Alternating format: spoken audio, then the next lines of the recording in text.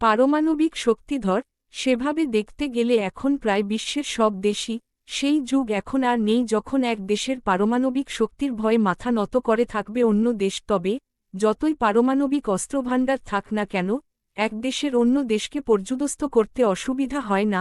ভারত এবং পাকিস্তানের উত্তেজনার আবহে সে কথা নতুন করে প্রমাণ হয়ে গিয়েছে। 22 এপ্রিল 2025 তারিখে জম্মু ও কাশ্মীরের পহেলগাঁওতে না হয় হামলা চালিয়েছিল জঙ্গিরা, কিন্তু এরপর পাকিস্তানি প্রশাসন যেভাবে এগিয়েছে এবং পরাহত হয়েছে ভারতের কাছে, তা এটাই প্রমাণ করে দেয় যে পারমাণবিক শক্তিধর দেশ হলেই সে শক্তিশালী হয় না। এই প্রসঙ্গে ইরানের কথাও উঠে আসছে অনেকেরই মনে। সিআইএ আর মোসাদ ইরানের পারমাণবিক অস্ত্রভাণ্ডার বিকল করে দিতে সফল হয়েছিল।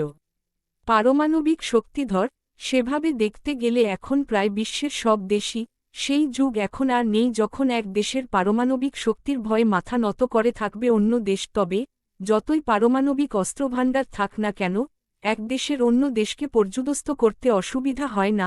ভারত এবং পাকিস্তানের উত্তেজনার আবহে সে কথা নতুন করে প্রমাণ হয়ে গিয়েছে।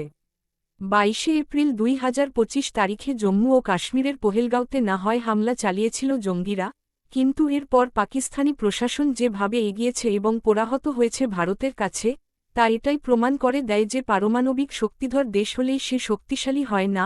এই প্রসঙ্গে ইরানের কথাও উঠে আসছে অনেকেরই মনে। সিআইএ আর মোসাদ ইরানের পারমাণবিক অস্ত্রভাণ্ডার বিকল করে দিতে সফল হয়েছিল।